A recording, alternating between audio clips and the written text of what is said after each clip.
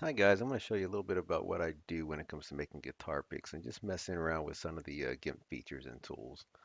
So to start off with, I'm going to show you how to make a simple kind of guitar pick that looks kind of cool at the end of the day, and it's only really using one of the GIMP features when it comes to the graphic effect to it.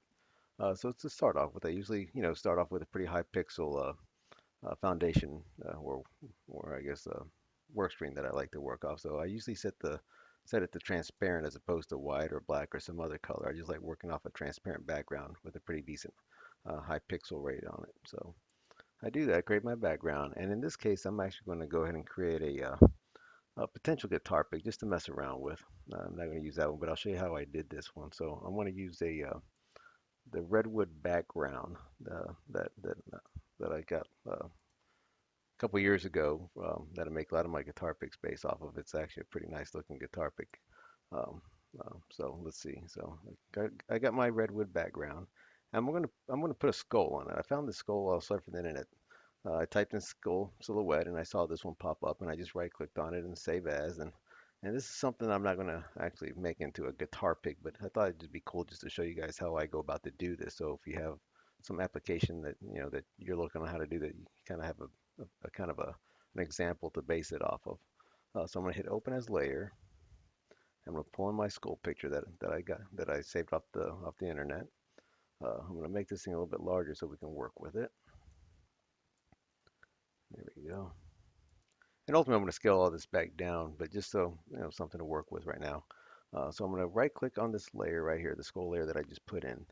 If this wasn't already grayed out, I would select add alpha channel. That puts a transparent background behind this image. That way, when I remove the white background, you'll be able to see through it. But in this case, it's grayed out, so it's already there. So I don't need to do anything with that. So from here, I'm just going to go to my fuzzy select tool and I'm going to go ahead and click on it, and you can adjust the thresholds to pick up whether you pick up just the foundation or hardly pick up anything to pick up to picking up everything inside here. So here's an example. I just click there. You're seeing I'm going around the overall frame of it. If I increase this a little bit and then click here, I'm now picking out everything out of there. For my purpose, I'm just going to go and come in here and click on it. That's going to do pretty much what I want it to do. Um, So I got some, the eyes are still white with looks like some wording in there. So let's get rid of that. I'm going to click on that. I'm going to click on that and get rid of that. I'm going to keep the nose just the way it is because I think that's going to be kind of a cool feature later on once I start applying some of the mode layers to it. So I'm going to hit select none to get rid of the selection tool, the fuzzy selection tool. And let's see, I'm going to scale this down a little bit. I need this thing to fit onto a guitar pick later on, maybe if I were to make the guitar pick. But for this example, I want to show you how I do it. You put it into a frame of a guitar pick, so I want it kind of small. No, maybe not that small. All right, let's move this thing around. Doesn't have to be perfect, and okay, so we're good here. So at this point, I'm still selected on my skull image here. As you can see by that, I can turn it off. And let's look around at this mode selection. I like to use multiply because it does give it a cool effect. And inherently what it's doing is taking the pixels from the background image and multiplying it by the pixels in the selected image.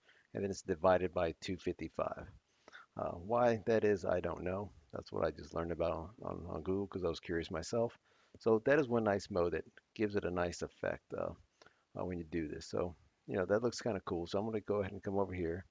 I'm going to crop this down just to the size that I typically work with. Hit enter, and now you have it. So let's do that. And now I'm going to export this thing as an image real quick. I'm going to come over here, call it Skull Redwood 2 because I already had it. Oh, before I hit export, notice that I still have .png. It's important to always make sure you type in .png if it's not already there because you want it to save as a PNG. That's what supports a transparent background frame. JPEG does not do that, and I'll show you in a second. So I'm saving that. So let's come over here to PowerPoint. I like to use PowerPoint. These are all PNGs, and they're important because see how it's transparent. So typically in the frame, you see white or black or something along those lines. But for PNG, it is transparent. JPEG, it would have to be a solid color in there. Uh, and here's a couple of, another example of it where you can go over anything. It's kind of cool if you're making a website logo or something where you just don't want to show that it's actually, within in some type of a standard frame. Here's another example where I'm just messing around with the skull and the Spartacus helmet there. What it would look like on the back of a cell phone. That's actually my current cell phone right now. That's a pretty sweet looking image, I think. But so let's go ahead and make this pick. So this is one I just did a little bit ago. So let's insert and we call it skull redwood 2. So let's bring that one in there. This is what we just made. I'm going to scale that thing down, and then I'm going to put that over. I'm going to bring forward so the pick, so you can actually see what this thing will look like as a guitar pick. Actually, that looks kind of good like that.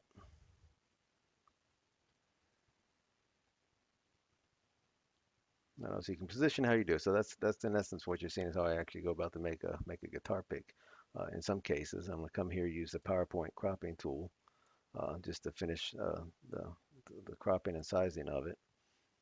Um, and there you go. So that's what this thing would look like as a guitar pick and on a redwood background.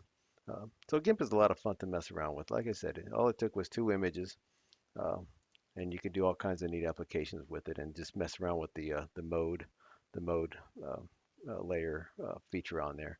A lot of fun to mess with. Hope this helped. All right.